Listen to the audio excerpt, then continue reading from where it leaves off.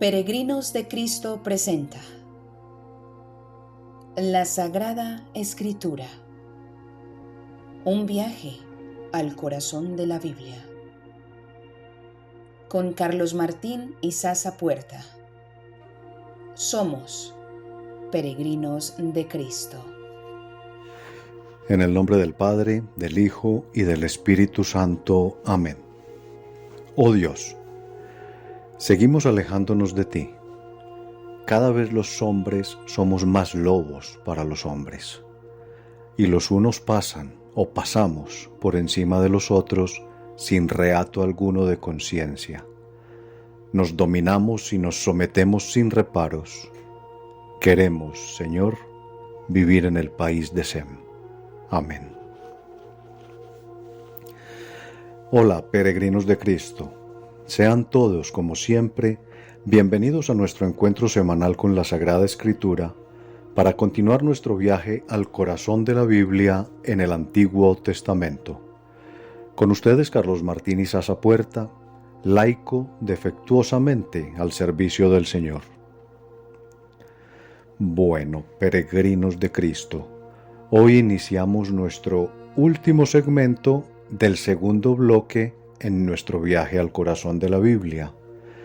Segmento que además es el último de toda esta etapa totalmente desconocida por aquellos sabios escritores sagrados que no disponían en su momento de herramientas ni históricas ni científicas para adentrarse en el conocimiento de lo totalmente desconocido, sino únicamente armados con la sabiduría, la nobleza, la honestidad, la verticalidad, la transparencia, la luz que les fueron inspiradas por el supremo poder ordenador invisible, majestuoso y soberano, Dios, para guiar su observación, su análisis y su comprensión de los signos de los tiempos y del corazón del hombre. Y fue así, únicamente así, con la sabiduría que Dios les inspiró, como pudieron construir todos estos relatos alegóricos, algunos de ellos basados en mitos antiguos y otros todos llenos de tradiciones culturales, de riquezas ancestrales, de pluralidad, de ingenios literarios y narrativos, tal y como le gusta todo a Dios. Y fue así como diferentes grupos de sabios, sin darse cuenta siquiera, sin ser conscientes de ello, fueron los dóciles instrumentos usados por Dios para transmitirnos esta impresionante experiencia de Dios y cargada de la sabiduría de Dios. Esto no significa que cuando hayamos terminado este segmento que ahora vamos a iniciar sobre la Torre de Babel, y por lo tanto hayamos terminado también el bloque sobre la maldad creciente del ser humano, y nos empecemos a adentrar en el bloque de los patriarcas, que es el siguiente, no significa, les decía, que ahí ya todo será histórico y científico. No. Tampoco es así. Sino que ya para entonces entraremos en episodios correspondientes a épocas, personajes, lugares, acontecimientos, etc., muchos de los cuales ya pueden ser rastreados históricamente y confrontados científicamente. Pero tampoco significa que los escritores sagrados en esos textos nos vayan a contar unas historias cronológicas. No. La historia sagrada será siempre una verdad teológica y nunca una verdad histórico-científica. Pero lo que sí es claro es que hasta este momento en que nos disponemos a adentrarnos en el relato de la Torre de Babel, e incluido además este relato, son todos relatos alegóricos y ninguno puede ser considerado un acontecimiento ocurrido, ni las escenas, ni los personajes, ni los lugares, etc. Nada. Y espero y creo que todo esto ya ha quedado muy claramente explicado en cada uno de los episodios. Y dicho esto por enésima vez, pero es que es muy importante no perderlo de vista para que tengamos una visión clara de Dios y no una visión artificial y distorsionada. Entonces creo que es bueno que antes de empezar con este nuevo segmento sobre la Torre de Babel, hagamos un breve recorrido por lo ya estudiado para que tengamos una visión global, una perspectiva clara de qué es lo que Dios nos ha querido mostrar, transmitir, enseñar. Y lo haré de forma muy breve. Lo que motivó a todos estos sabios de la tradición yavista, de la tradición eloísta y principalmente de la tradición sacerdotal, y quizá otros, a aventurarse en todo este recorrido fue la inquietud de sus corazones por darle respuesta a las preguntas trascendentales que siempre han inquietado y agitado el corazón del hombre. ¿Quién soy? ¿De dónde vengo? ¿Hacia dónde voy? ¿Cuál es mi propósito con la existencia? ¿Por qué el mal en el mundo? Etcétera. Y fue así como empezó toda esta hermosa y rica dinámica de observación y análisis de los signos de los tiempos y del corazón del hombre, justamente para buscar las respuestas a esas cuestiones trascendentales, es decir, a lo que le da sentido a la vida. Y por eso empezaron con la búsqueda de la verdad trascendente sobre nuestro origen y el origen de todo lo que existe, y con ello nuestro destino trascendente en la dimensión divina, la misma de la cual provenimos, y en ese recorrido descubrieron y nos transmitieron también el propósito de la existencia. Y ya resuelto todo eso, cuya respuesta fue maravillosa, espléndida, insuperable, solo quedaba por responder la pregunta que no debería existir, que no debería tener que hacerse. ¿Por qué existe el mal en un mundo tan maravilloso? Y responder a esta pregunta fue lo que más tiempo, trabajo y dedicación les costó a los sabios escritores sagrados. Pues venimos buscando y descubriendo esa respuesta desde el relato de Adán y Eva. Y aquí solo haré un breve recorrido de la progresión en la búsqueda de la respuesta a esa pregunta. Y esa respuesta es que el mal, que no fue creado por Dios, pero sí permitido por Él en virtud de la libertad que como imagen y semejanza suya nos otorgó al hombre, a los hombres, pero que cuando es mal usada por nosotros los hombres, entonces permite que el mal se incube en nuestro corazón, en el corazón del hombre. Y entonces empezamos a descubrir cómo incursiona pues el mal en el mundo.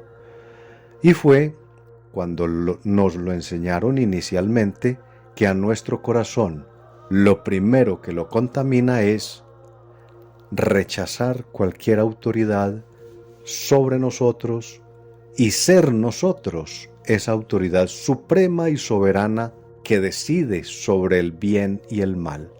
O sea, que lo primero que contamina nuestro corazón es el desconocimiento de Dios y la divinización nuestra, querer ser nosotros los dioses, como lo aprendimos muy bien en el relato de Adán y Eva. Que lo segundo que contamina nuestro corazón es anular al otro, al hermano, desconocer los valores del otro, despreciarlo, hasta eliminarlo y aniquilarlo, como lo aprendimos muy bien en el relato de Caín y Abel. Que lo tercero que contamina el corazón del hombre es hacer ver como buenas las cosas malas que nuestra ambición y nuestra codicia maquinan, y con ello contaminar a toda una sociedad que termina autodestruyéndose, como lo aprendimos en Noé y el diluvio. Lo cuarto que contamina el corazón del hombre es formar conglomerados nacionales países de dominio, explotación y vasallaje sobre los otros países, ejerciendo sometimiento unos sobre los otros, como lo aprendimos en los descendientes de Noé, y que llegará a su culmen, a su punto máximo de aberración en este relato que hoy vamos a iniciar sobre la Torre de Babel, donde Dios nos enseñará, de las manos de sus inspirados escritores sagrados, los extremos más oscuros y sucios de lo que conocemos como imperialismo, y que es de una tremenda, repugnante actualidad en nuestros días, creo que todos lo sabemos, confirmando así la veracidad y vigencia de la Sagrada Escritura, de la revelación de Dios y su impresionante precisión. La precisión que se nos transmitió a través de aquellos sabios de la antigüedad, inspirados por Dios para que vieran la verdad, sin los límites del tiempo y del espacio, y nos la transmitieran de forma tan diáfana que hoy la estamos viendo plenamente cumplida en nuestros días. Vivimos días de imperio, de dominación y de sometimiento, justamente de lo que nos hablarán los escritores sagrados en este relato de la Torre de Babel, que hoy sí que cobra actualidad, vigencia y rigor. Los invito pues a adentrarnos en este segmento final de nuestro bloque sobre la maldad creciente del ser humano, en este interesante relato de la Torre de Babel. Y entonces ahora realicemos la lectura que nos iluminará nuestro recorrido por este conocimiento que Dios quiere transmitirnos. Y lo haremos en el libro del Génesis, leyendo todo el capítulo 11, que es donde está contenido específicamente este relato. Pero es indispensable iniciar releyendo el capítulo 10 en sus versículos del 8 al 12, que hicieron parte de la lectura final del segmento anterior sobre los descendientes de Noé. Y digo que es indispensable porque ahí, en los descendientes de Noé, está el origen de lo que terminaría convirtiéndose en el imperialismo que nos transmite la Torre de Babel. Ya iremos entrando en detalles y lo comprenderán fácilmente. Por lo tanto, entonces procedo a hacer lectura del capítulo 10, versículos del 8 al 12 y todo el capítulo 11. Hablo del libro del Génesis, y que por cierto, al final también contiene otra no muy agradable genealogía. Del libro del Génesis. Cus fue padre de Nemrod, que llegó a ser el primer guerrero sobre la tierra. Él fue un valiente cazador delante del Señor. Por eso se dice, valiente cazador delante del Señor como Nemrod. Babilonia, Erech y Akkad, todas ellas están en la región de Sennaar, fueron el núcleo inicial de su reino. De esa región salió para Asur, y edificó Nínive con sus plazas urbanas, Calaj y Resén, entre Nínive y Calaj. Esta última era la capital. Todo el mundo tenía un mismo idioma y usaba las mismas expresiones. Pero al emigrar los hombres desde Oriente, encontraron una llanura en la región de Sennaar y se establecieron allí. Entonces se dijeron unos a otros, vamos a hacer ladrillos y a coserlos al fuego, usando ladrillos en lugar de piedras y alquitrán para la mezcla. Después dijeron, construyamos una ciudad con una torre que llegue hasta el cielo, así nos haremos famosos y no nos dispersaremos por todo el mundo. Yahvé bajó para ver la ciudad y la torre que los hombres estaban levantando, y dijo Yahvé, veo que todos forman un solo pueblo y tienen una misma lengua. Si esto va adelante, nada les impedirá desde ahora que consigan todo lo que se propongan. Pues bien, bajemos y confundamos ahí mismo su lengua, de modo que no se entiendan los unos con los otros. Así Yahvé los dispersó sobre la superficie de la tierra y dejaron de construir la ciudad. Por eso se la llamó Babel o Babilonia, porque allí Yahvé confundió el lenguaje de todos los habitantes de la tierra, y desde allí los dispersó Yahvé por toda la tierra. Estos son los descendientes de Sem. A los 100 años de edad, Sem fue padre de Arfaxad, 2 años después del diluvio. Después del nacimiento de Arfaxad, vivió todavía 400 años y tuvo más hijos e hijas.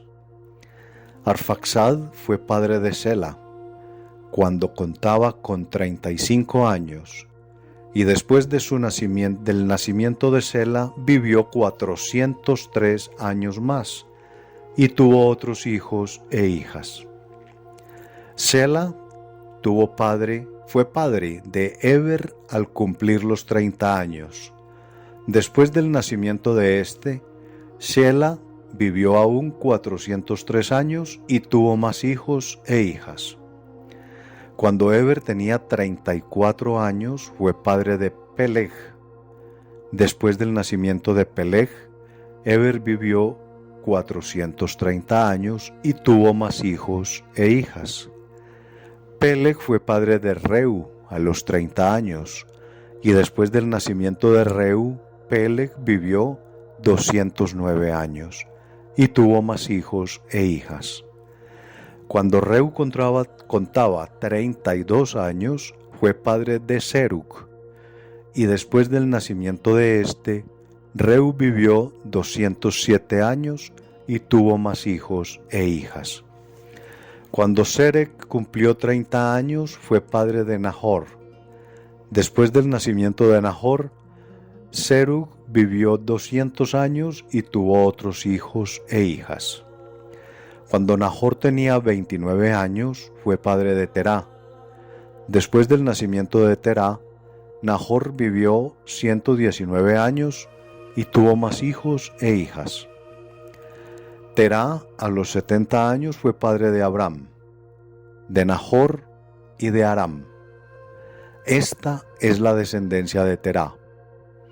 Terá fue padre de Abram, de Nahor y de Aram. Harán fue padre de Lot. Harán murió en Ur de Caldea, su tierra natal, antes que su padre Terá. Abram y Nahor se casaron.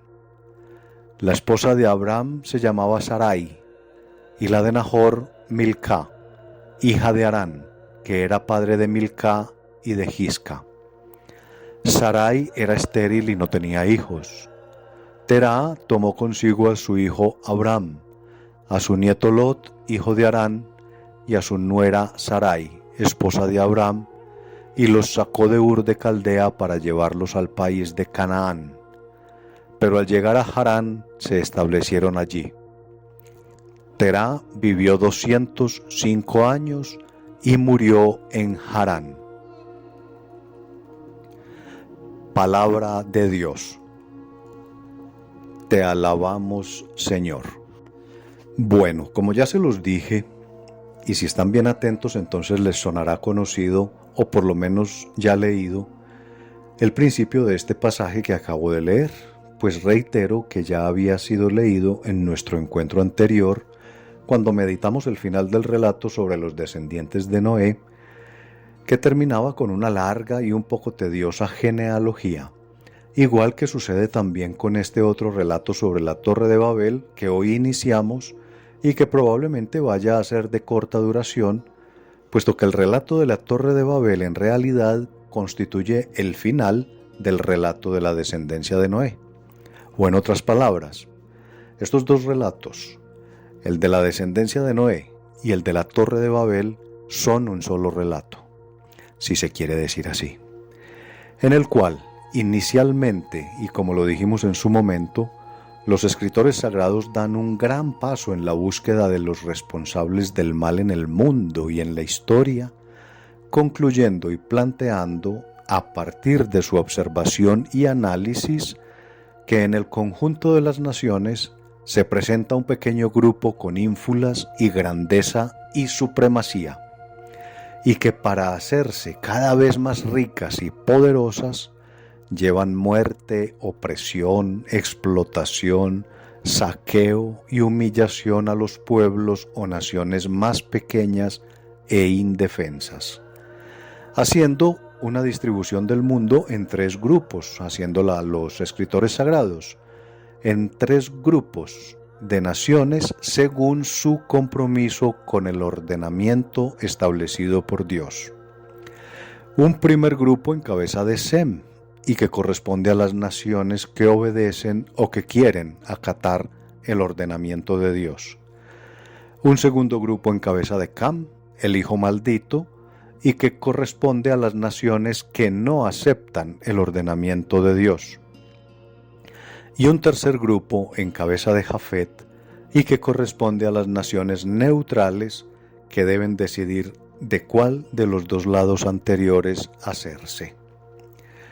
Y concluíamos diciendo que no se le puede atribuir valor literal o histórico a este relato, pues su intención no es ofrecer un informe históricamente verificable, sino definir unas características que sin duda alguna han movido al mundo a lo largo de su historia, y además haciéndolas partir de un ordenamiento familiar o descendencia, debido al gran valor que todas las culturas del mundo, y en particular las culturas medio orientales, han dado y dan a sus raíces, que en este caso, aunque sí tuvieron que existir unas raíces reales, pero que son desconocidas por los escritores sagrados, entonces ellos recurren a representarlas con los nombres artificiales que proponen en estas genealogías.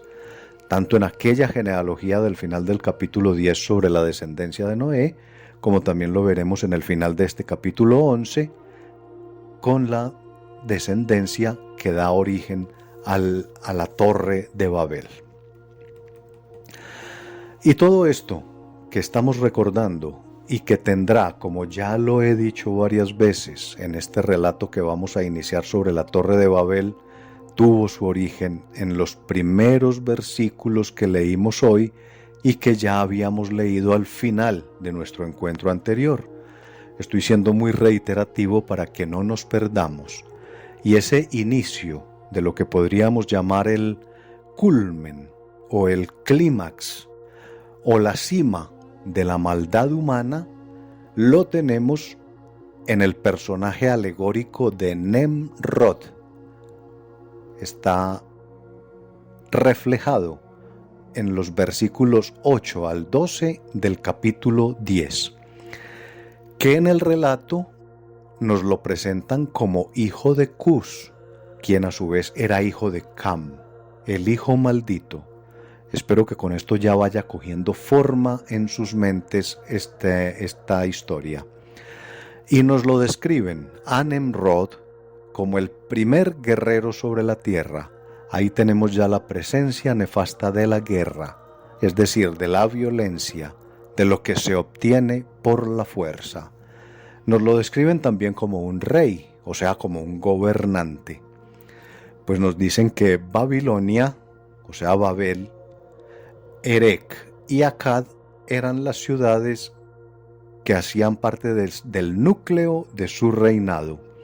Y además nos dicen que de esa región, la región de Senaar, donde estaban estas ciudades que eran el núcleo de su reinado, Nemrod salió hacia Asur y que allí edificó las ciudades de Nínive, Calaj y Resén. Por lo tanto, era un invasor, y entonces ahí tenemos ya la radiografía de un imperialista, tal y como los conocemos hoy y los hemos visto a lo largo de la historia. Y por cierto, que el Nemrod de hoy sí que está bien alborotado últimamente, secuestrando y amenazando gobernantes que no lo complacen en sus deseos de hurto, interviniendo en naciones ajenas, pretendiendo anexarse países, invadir a otros, haciendo alarde de fuerza marítima en las aguas internacionales que no le pertenecen, en fin. Y es en ese tema en el cual nos invitan a entrar ahora los escritores sagrados para que lo analicemos desde la inspiración que Dios les ha otorgado. Entonces, con la humanidad ya bajo la injusta y espuria dominación de unas cuantas naciones ávidas de riqueza y poder, y al borde del maldito imperialismo que anula la diversidad y pluralidad deseada y creada por Dios, nosotros, los peregrinos de Cristo, nos encontraremos de nuevo aquí, en una semana, para seguir conociendo el rostro del mal, pero anhelando ser iluminados por la luz del bien, y para seguir descubriendo qué más misterios tiene Dios para revelarnos. Hasta entonces, peregrinos de Cristo, gloria al Padre, gloria al Hijo y gloria al Espíritu Santo.